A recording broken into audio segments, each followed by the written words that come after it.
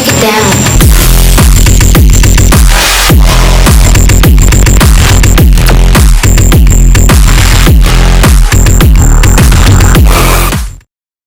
Ladies and gentlemen, and welcome back to a Nightfall's review. This month even, we're doing Resident Evil 3, and next month will be COD 3 Zombies. This game I've really enjoyed. I went on and did Inferno Mode, so a lot of the clips you see in the background are me in Inferno Mode, which was an honest-to-God nightmare, and I never want to do that again. Please never make me do a highest difficulty. I think Inferno Mode, it was easy with the Infinite Rocket Launcher, because I bought the Infinite Rocket Launcher. It was easy with that, up until the final boss fight, which it seemed to be that they just kind of sat there and went, you know what, let's up the difficulty of this boss fight by 50 levels, and make it basically immortal, and later on you see a lot of my fails for it. I'm only doing Resident Evil 3 today, because I didn't really enjoy Resident Evil 2 that much. Mr. X and just the whole idea of it was just boring for me. Resident Evil 3 for me was amazing. Nemesis was amazing. I forget his name, but the male character you play as sometimes is amazing. Jill is amazing, honestly. I think between Jill and Claire Redfield, I like Jill a lot more, and even Jill and Leon, I like Jill more. I even like him more, the man with the rocket launcher, I forget his name, Carlos? I don't know. I like him more, and even the end boss fight, whichever moment you're seeing the end cutscene for, even that is so much better than Mr. X, and I loved the Mr. X boss fight on the elevator down, where you're fighting him and he's on fire. But I think Mr.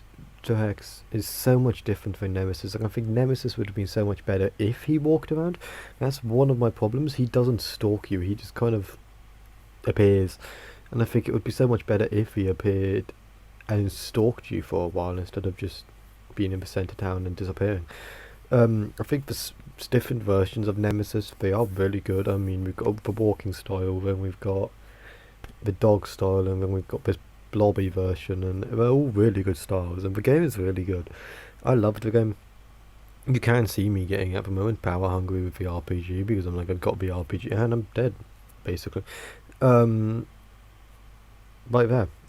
I do think that he's got at the end boss fight a 3 slam attack, where it's 1 hit, 2 hit, 3 hit, and that's a really annoying thing, because it just 1 hits you. The game altogether, for me, it was a really good game. I enjoyed it, and I can't say how much, I loved playing it. I think at the moment, once, because I am going to do it, at the end of the year I'm going to do a end of year review top 5 maybe, where I put in the top 5 games for my review, and that will come in at the end of the best of the year. But I will have my reviews, I will have the top 5 games I reviewed this year, and I think it could possibly make it in the top 3, because it's not came out this year. None of the games that you're going to be in that review will come being it this year, but I loved it so much. I enjoyed every part of it, and even I went and replayed it. I replayed it twice on the auto aim mode or whatever it assisted, and I've played it once on Inferno, and I plan to go play it on standard again. And I'm still trying to plat the game. It is a game which I am aiming to plat, and I don't aim to plat games, I just aim to finish the story. But I enjoyed it so much, I want to plat it. I am engrossed in the characters, I'm engrossed in the story, I love the story. I didn't think I would enjoy it because it's a zombie horror, and I kind of just got bored of zombies when I watched 500 episodes of The Walking Dead and Fear the Walking Dead. But Resident Evil never ceases to amaze me, to be totally honest with you, because even if you look at Resident Evil Village and Resident Evil Biohazard, I loved those games. Those games for me are top tier, and Biohazard I will go back to, and I will plat, because I loved Biohazard. Village I will eventually do another series for, but that rounds up the review thing, so we're now going to go into the numbers. The gameplay was amazing. I like the different idea of a third person. I don't play many third person games, but I loved this. So gameplay, I'm gonna go with around a 9. We all know I very rarely do a 10. Difficulty, depending on your difficulty, it gets harder, and that's the good part of it. It isn't stuck at a certain difficulty, so I'm gonna give it around a 8. I don't like the Inferno. I've already talked about that, so I'm not going to go into that. Graphics was good, so I'm going to give it a 9. I didn't find any glitches, so I'm not going to go into that. Game as a whole, I'm going to give it a solid 10. To be honest, we know I very rarely give out 10s. I think I've only gave out 1 10, and I can not remember what the fuck that was to. I will find it, and you know, you'll never know.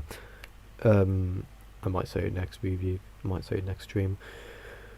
But I hope you enjoyed. We will be streaming again hopefully Saturday, and directly after this we've got an Overwatch montage video coming out, which will be coming up probably at the same time as this, really. Again, next month's review is Call of Duty 3 Zombies, so hit that like button, subscribe, check out the Discord in the description, check out any other links in the description, and I shall be seeing you around. Cheerio. You can save her all up.